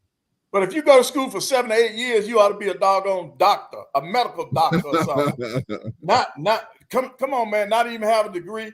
And see, I think last week or the week before, we talked about the APR. I want to brag on Alabama A&M. I do know our men and women's team. They made 1,000. They scored 1,000. Each team scored 1,000. That's basketball? No, not basketball. I said tennis. Tennis, not basketball. Yeah. Hey, but they traditionally do well. And speaking of that, I'm going to try to get to I got the information for every school, and once again, Brian did a great job. Brian Fulford. He's going to put up the graph for us. The one I sent him was kind of generic, but he added some color to it. Southern University's 2021-2022 APR scores. As you can see, and you remember last week, Coach Pettaway, we told the story about how I sat with the young ladies, and I heard the conversation going on in the room. I always sat by the young ladies because they're going to be serious. Now, they had some guys serious too. No shot at the guys, but I'm sitting where the ladies at for multiple reasons. One being they get their work. Women's volleyball, $9.95. Yep. Women's basketball, $9.82. Women's track, $9.75. Women's soccer, $9.55. Somehow I think I'm going to get an email about this. Softball, $9.54. Women's bowling, $9.52. Football, $9.43. Men XC, $9.43. Women's XC, $9.43. Women's tennis, $9.39. Men's track, $9.36.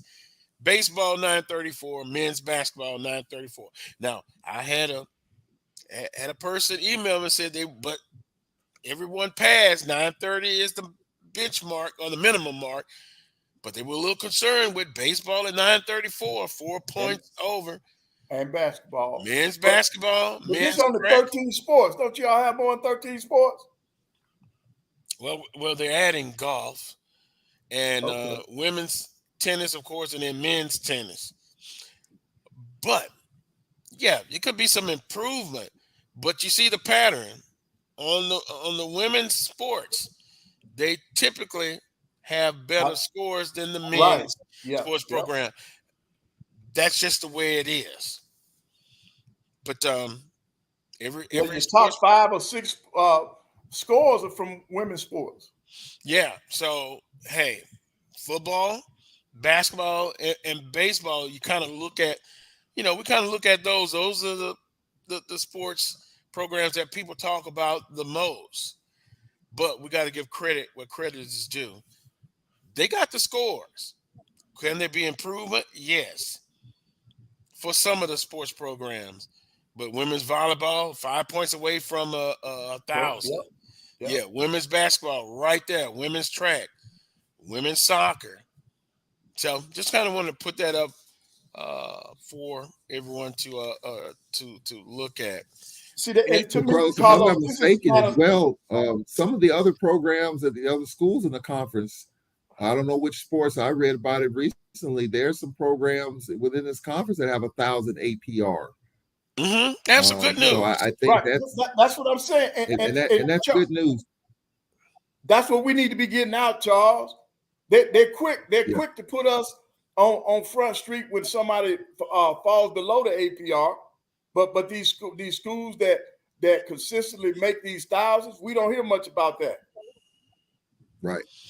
Exactly. And I think, hopefully we're on the upward, and I didn't get a chance to ask the commissioner about this at the softball tournament. And it's something that just came. I probably definitely will at the baseball tournament about the APR scores, because we typically, touch on that a little bit, because we know that postseason bands are out there. There's some good scores and some work to do for some of the programs, but these 1,000 scores really show, even more commitment to keeping that where it needs to be, because the penalties are severe. If you can't go to the postseason conference tournament, we've seen that, and it's not pretty when your team is just going through the motions and not playing in the postseason. So I'm glad to see some programs on the up and up, and I'm glad to see some perfect scores.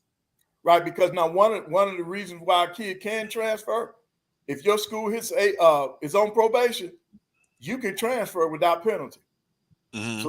So that's another way you can lose players. So that's why the academic piece is very important for all of our institutions. That's why the APR is important. That's why I don't understand how you're going to get away with so many athletes being in the portal.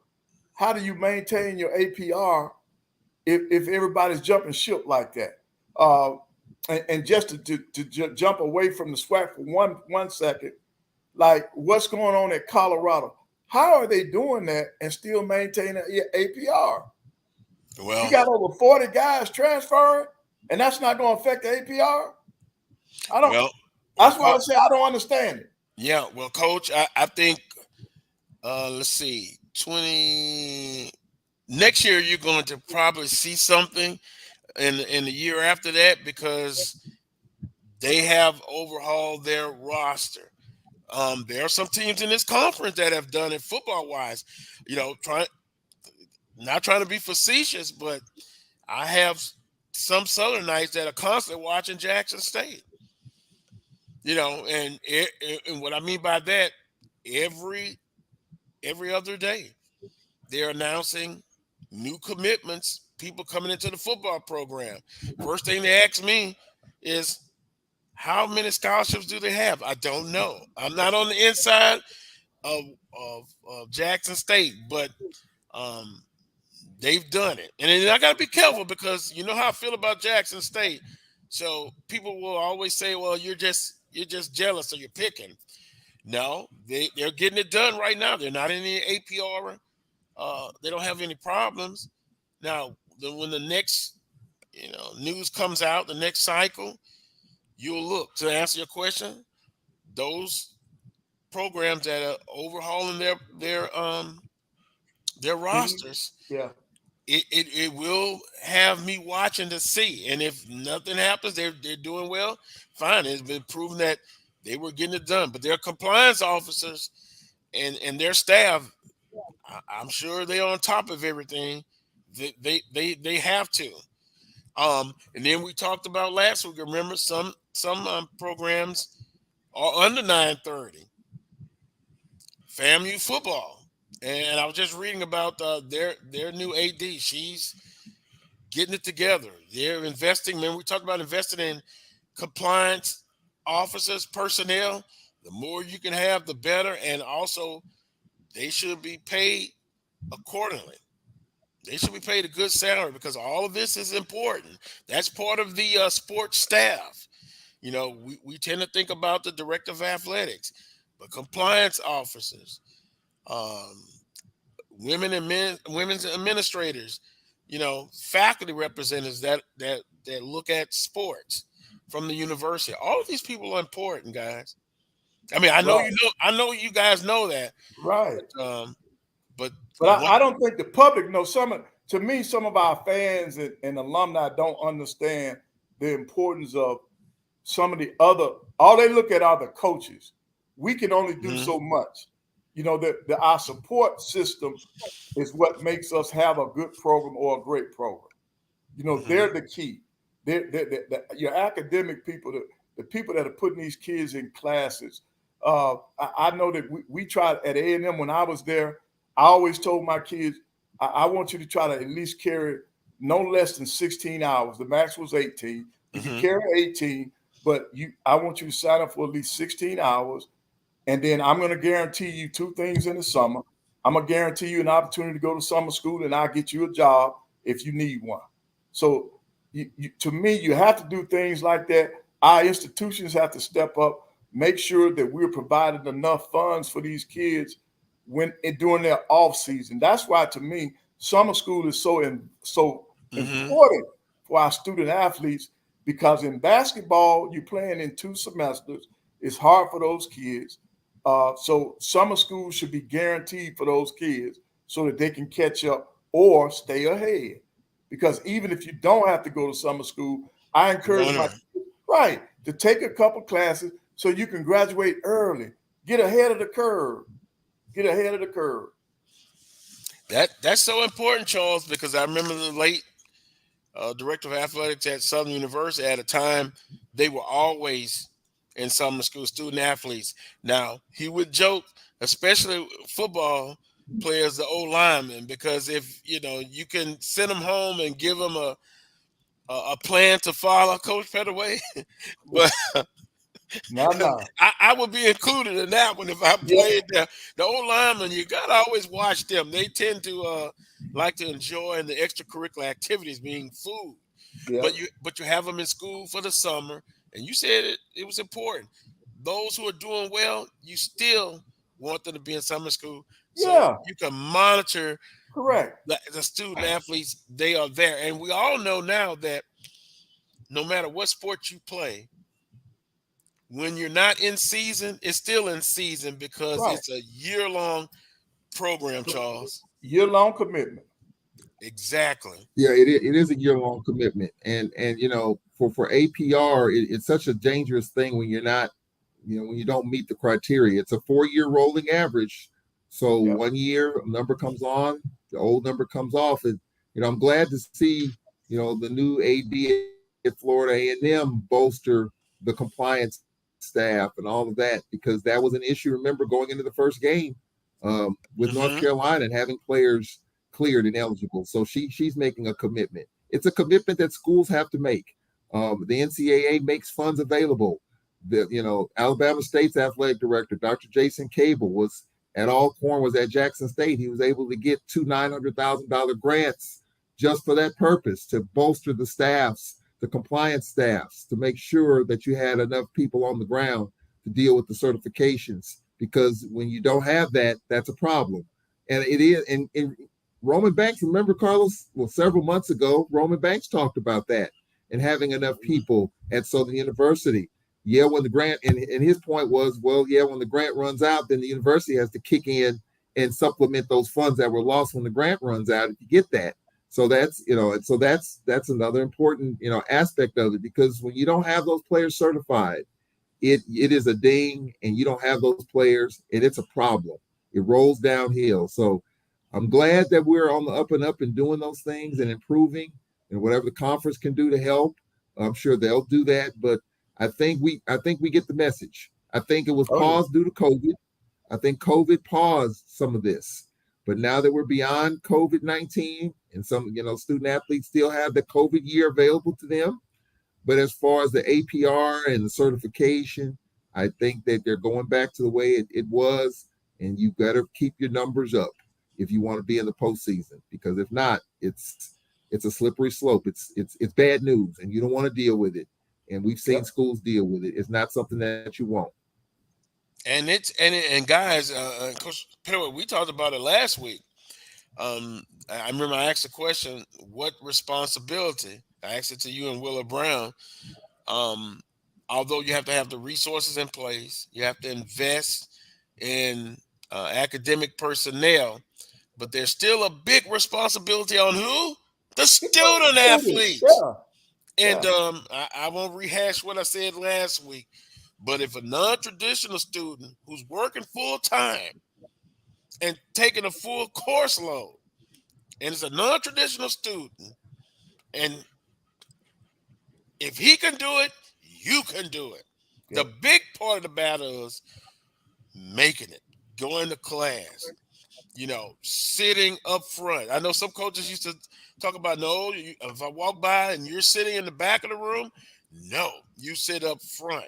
And I believe in the student athletes. You can do it. I know we see evidence of it every year. I sent out some personal shout outs to some Southern athletes who graduated. Hey, football, academics first, football, practice, and what we talked about, Coach Pettaway, last week. I don't know if it was you or Willa brought it up, but it's all about time management. Right. And see, that's where we as coaches come into play. We have to make sure that we're sending the right message to our athletes. Yeah, I want you in the gym. I want you to get up 1,000 shots a day and all that. You're going to do your 1,000 shots. You're going to attend your study hall, and you're going to go to your class if you want to be a part of this program. Now, it's up to me, for me and my staff, to make sure that the kids understand that we're serious about their academics. And so that's where the responsibility falls back to the coach. You hold the kids accountable. If you didn't do what you were supposed to do in the classroom, for me, you didn't play. Yeah, well, I believe in your student athletes. And you can overcome it. When adversity comes, you can overcome it. And if you need to talk to somebody, academic counselors, advisors, even teammates, your coaches, if you're going through something, you all do. I understand that. Don't give up. There are resources. And the pressure we've also put on the institutions is invest in that academic personnel to help the student athletes. We got to take a final time out of today's show. When we come back, we'll get into a little swag baseball, Charles and Coach Pettaway. I'm still concerned. Southern is at Alcorn this weekend. I got some scores from yesterday with some baseball scores, and I got a chance to have a text message with Coach Carlos James. I wanted to congratulate him. UAPB took 2 of 3 from Southern, and he said we've been playing well of late, but to get in this weekend, they needed to win all the games at Grambling State. And it didn't get off to a good start, but they played very well. We'll go over that. You're watching the Carlos Brown Show right here on the Black College Sports Network. Supermarket sushi, really? No. Wait, Troy, you work here? I'm never not working. Like Head & Shoulders Scalp Shield technology, up to 100% dandruff protection, even between washes. Never not working, huh? Oh, Troy, you're such a good teacher. Yeah, I know. Never not working. Never not working. Never ever not working. Are you serious? Never not working. Dandruff protection that's never not working. Head & Shoulders Scalp Shield technology. It's never too early to plant the seed, to share the tradition, and instill a sense of pride in your HBCU with your little ones. HBCU Pride and Joy Children's Boutique helps you share your school spirit with a wide selection of adorable kids apparel and accessories officially licensed from your favorite HBCU. Visit hbcupridejoy.com and follow us on all social media at HBCU Pride Joy on Facebook and Twitter.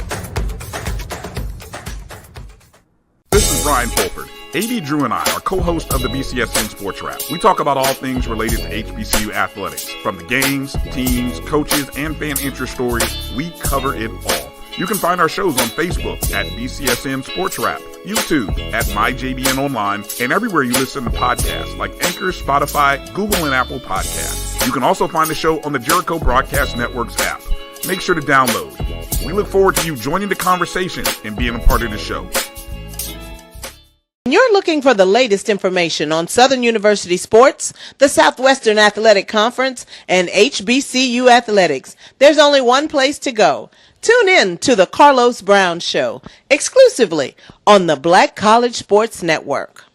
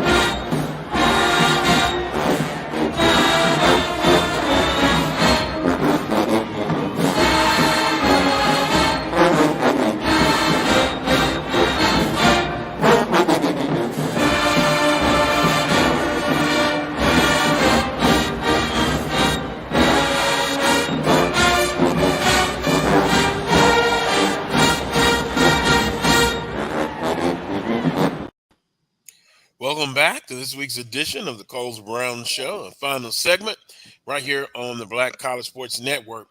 I'm looking at the Southwestern Athletic Conference.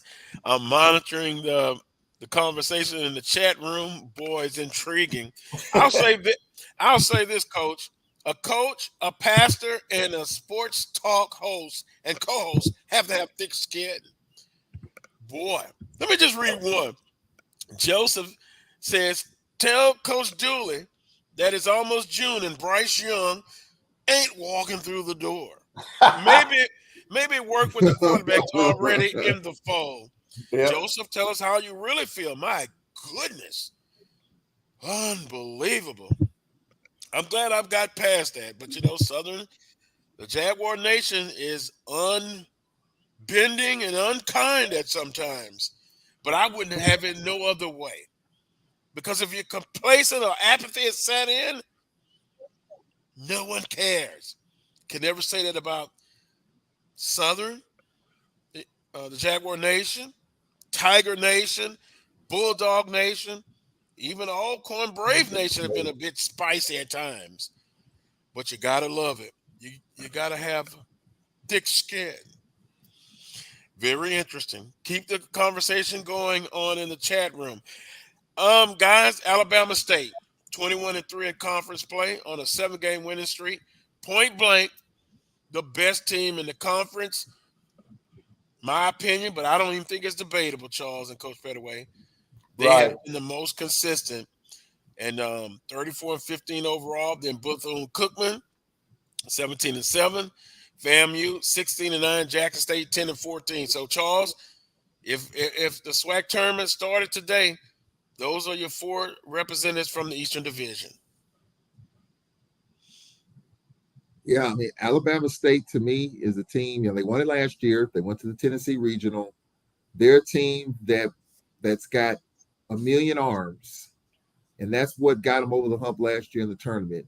And you look at Alabama State; they want to keep the scores down, but they've got some guys that can hit the baseball. And so Coach Vasquez took over for Coach Melendez, and the train hadn't stopped rolling there in Montgomery. They're really good. But I have to say, Bethune-Cookman's a team that you got to watch out there for Bethune-Cookman in the Eastern Division side. Jackson State, they're playing a little bit better of late. They'll be in, but how much noise they'll make. No one's talking about them. Years past they were like the team to beat. But right now, no one's talking about Omar Johnson's team. They're playing a little bit better. I think they've got Valley at home. I think weather has played a factor. You talked about Alcorn, Carlos. Alcorn's playing Southern. It's a doubleheader today that will start at 4 o'clock. They were rained out last night at home. The Braves are not going to make the tournament. But I talked to Carlos James, actually, last weekend when, Pine Bluff played the Braves. And he looks really good, by the way. He was ill. But he looks terrific. He looks wonderful. And so, kudos to Coach Carlos James. And his team is really playing well. I mean, they're finally getting it.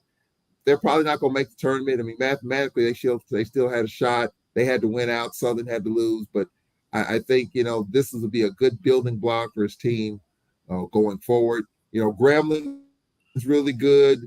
I think Prairie View is good. Texas Southern, you can never count out Mike Robb's team. So I think the baseball tournament is always the uncertainty. But right now, I would say Alabama State. I would agree with you. Alabama State is really, really good. But once you get to Atlanta, once you get to the tournament, all bets are off. They're really good, but you gotta get it done. And so new venue, new situation there at Georgia Tech. So we'll see if they can finish the deal. We'll see. And on the western side, Grambling State 19-5. They're on a 3-game winning streak. Texas Southern 13-8. Southern 13-9. Prairie View 13-9. Pine Bluff 9-16. Alcorn State 3-21. I'm still concerned, although I see Southern on a 5-game winning streak. It had to be in conference because the midweek game they lost to UNO 15-5. Why I'm disappointed? Because UNO, it's an out-of-conference game, but then I don't think UNO is that, head and shoulders above any team in the conference. And I think Alabama State, Bethune-Cookman, and FAMU, they could defeat UNO. But with that being said, I mean, still concerned. They're going to make the tournament. They could be possibly a 4th seed. They could possibly be a 3rd seed. We'll just have to see. Last night, Texas Southern over Prairie View. Prairie View got swept by Southern last weekend, and so now, and then they lost 4. Then they lost 4-2 to Texas Southern. Then Bethune-Cookman over FAMU 13-4. Grambling over Pine Bluff 2-1. Pine Bluff playing much better. And, of course, postponed Southern and Alcorn State, as Charles talked about. Coach Pettaway, when you look at it, it's right at the end of the regular season. We often talk about which teams have been consistent, which team is playing late, are playing better in their last 10 games. And it all falls back on the coaches and the staff. But when tournament time comes, as Charles said, all bets are out. But I think Alabama State, if they don't stumble, I think they're the odds-on favorite, of course, to win the regular season Eastern Division title, and they're favorites to win the SWAC tournament championship. Right. Well, you look at 2 teams. You got 4 teams, 2 on each side. Bama State and Bethune in the East are playing. They're on a roll. They're playing well. And then in the West, Grambling and Southern. They have the winning streak, so they got a little momentum going into the tournament. Now, Carlos, I didn't know if you were going to bring this up or not, but did you all talk about the softball tournament? Yeah. Charles called it. He was at every game, and right. And PB1. Yeah, back-to-back championships, and also Prairie View A&M won the women's. I want to make sure I got the right. Yeah, women's side on the track and field outdoor track and field championship in Alabama State on the men's side. And you know what? I think I need to talk to Alabama State coach. And I remember last year he was on social media. They took a picture of all the rings he have on his hand. They have been dominant. Right. Dominant on the men's side, and the women pretty good as well. So yeah, softball. Congratulations once again to Prairie View and them back-to-back championships. So see, PV with all these first place finishes, they may have a leg up on the trophy for the commissioner's trophy. So that that race still has to be decided. Right. Prairie View right now is looking real well. And you look at on basketball for Prairie View, I think they'll get points for their women. Yeah. Yeah. But I think if you talk to them, they really believe that they can do better. And you look at on the men's side, they had a nice little roll, but let's see if they bounce back. Coach Pugh, she came there with a lot of fanfare, Coach Pettaway, the success she had at Southern University. And I think, and I guess I can't speak for them, but Prairie View alums expected that same success going to Prairie View. But Coach, that's interesting. You leave from one institution in the conference to another, and you would think that would be success, but I guess it's not guaranteed. No, it's not guaranteed because you don't have everything in place. You're starting all over. But now if you look at it, she is projecting up now. Mm-hmm. You think about it now. She's improved. She's been improved over the last couple of years. So her projection is going in the right direction. But remember, she had to come in and everything was new to her. So they had to give her an opportunity. And I think it's headed in the right direction. And Charles, switching back to baseball and the success in the regular season is not always guaranteed tournament-wise. Who do you think? Let's take Alabama State out because we just said that they're probably prohibited favorites. Who is one or two teams that at the end of that tournament you wouldn't be surprised that they hold up the trophy? I'm going to stay in the East. I'm going to say Bethune-Cookman. I'm going to take a flyer here on this one. I've seen Grambling. Grambling can hit the cover off the ball. But when you get to that third starter, and Coach Pierre said he's looking for a third starter. I think if you talk to every coach in the league right now, they're looking for a third starter. I think Bethune-Cookman is a team that has the depth at pitching to where I think they could challenge Alabama State.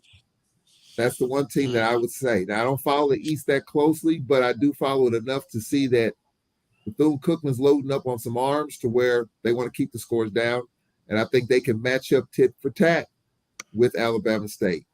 So if there's one team that I think that could do it, and I think Bethune-Cookman made a deep run last year in Birmingham. So I would say right now, Bethune-Cookman would be the one team that could push Bama State. Now, you won't see them until the championship, but I think that's the one team that could give Bama State fits. Now, in the tournament, anything's possible. You could have a bad starting in your number one, or if you go with the number one, you can have a bad start, and then all of a sudden your bullpen gets all screwed up because you have a formula of how you want to do that. But I think Bethune-Cookman is the one team I think that could push Alabama State if I had to take a guess. Interesting. I was on the FAMU bandwagon baseball. They had a nice stretch going, but now a 3-game losing streak. And boy, I don't know. Looking back, that series and by the way, I gave you congratulations. Remember we talked about you were off last week. Alabama State swept FAMU. I didn't see it coming, but hey, when I'm wrong, I'll admit it. I didn't see it coming, but you asked me 2 weeks ago. I would say FAMU, but now I'm not so sure. We're at the close of the show. It's been an interesting show as always. I'm still getting good comments about the new streaming app that we're on, and I appreciate it. The chat room is still going at it.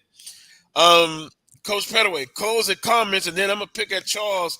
I'm gonna give him a chance to redeem himself because basketball-wise, he said a couple of weeks ago, Southern, he sees them as a sixth-place finish, and I'm still getting emails and comments about that. Well, They told me to tell Charles to check his glasses. I don't know why.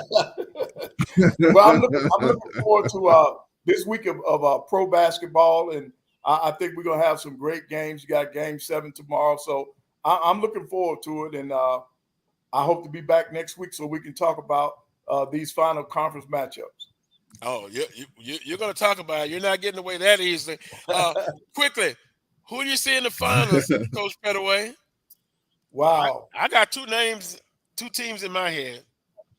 Well, the way the Heat is playing, I'm gonna go with the Heat in the East, and in the West, I'm gonna stay with the Lakers. Hopefully. Oh my! And somebody in the chat room had basically said if those two teams make it, then it validates the bubble because the prognosticators, the experts. Well, it was in the bubble. Look, hell, it's still a championship, whether it was in the bubble or outside the bubble. If they played in golf on the beach in the sand, it's still validated. Charles, closing comments. I got a couple, Carlos. First of all, I want to pay homage and respects. The SWAC lost a legend in the equipment manager realm. Texas Southern had a longtime equipment manager by the name of Eddie Davis. He was at Prairie View, worked with Dr. McClellan at Prairie View, and worked at Texas Southern when Dr. McClellan was the AD at Texas Southern. He passed away a couple of weeks ago. Eddie Davis has been a part of this league at two SWAC schools for a long time. He showed me his ring case. He had over 40 championship rings at different sports at Prairie View and Texas Southern. Not only was he equipment manager, was he the equipment manager, he also was a certified bus driver. He would actually drive the Texas Southern bus to certain places. We lost a legend. We lost a great man in Eddie Davis, longtime equipment manager at Prairie View and Texas Southern. Also, I want to give congratulations to a guy by the name of Cabrel Huff. Cabrel Huff was the number one assistant 2 coaches ago when Montez Robinson was hired as head basketball coach at Alcorn. He was the number one assistant. Cabrel Huff, of course, was let go when the staff was let go. Cabrel Huff worked within the game of basketball in the Georgia area. And recently, Cabrel Huff was hired as the men's basketball coach at Edward Waters College. And I sent him a message last week congratulating him. He's all smiles, very spiritual. He's going to do a heck of a job. He's paid his dues, and I wish him the best of luck.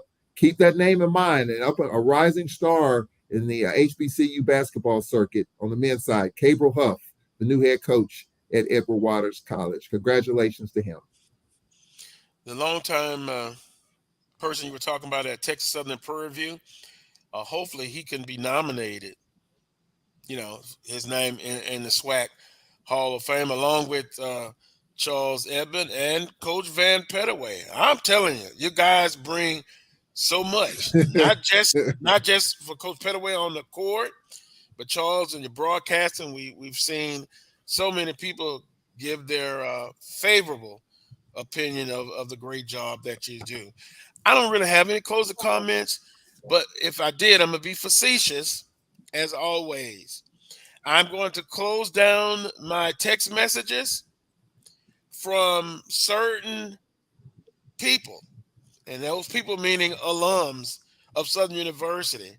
I don't want no more text messages about what Jackson State is pulling out of the portal.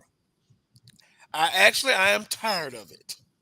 I am going to concentrate on Southern University when what they have.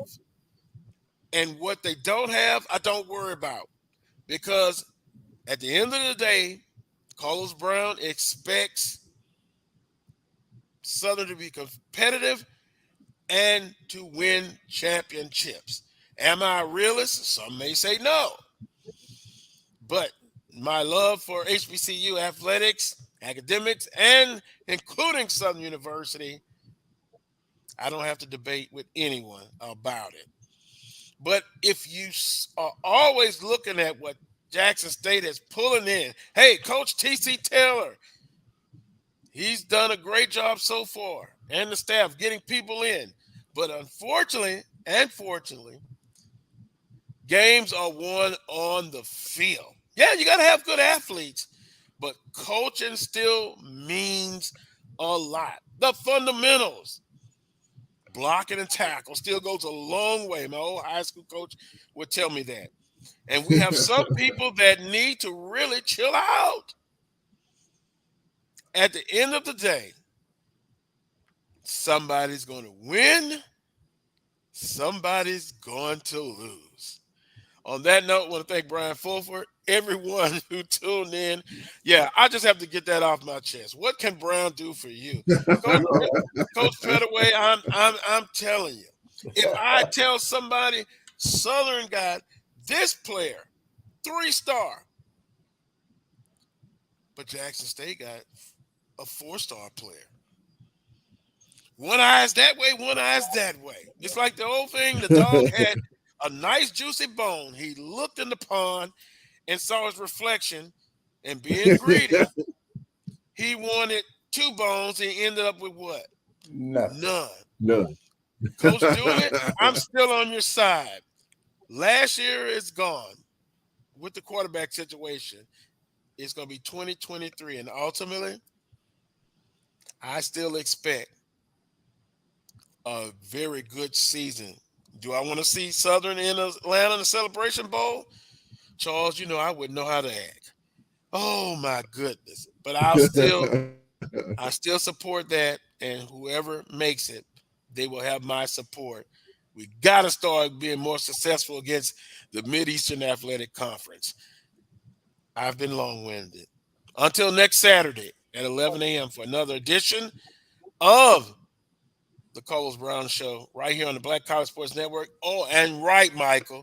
Happy Mother's Day to all the ladies. Stay safe, be careful, and God bless. And I'll add for the grannies, stepmoms, biological moms, non-biological moms, because some didn't born those children in the world, but they took care of them. That's still the definition of a mom. Until next time, peace and God bless. God bless.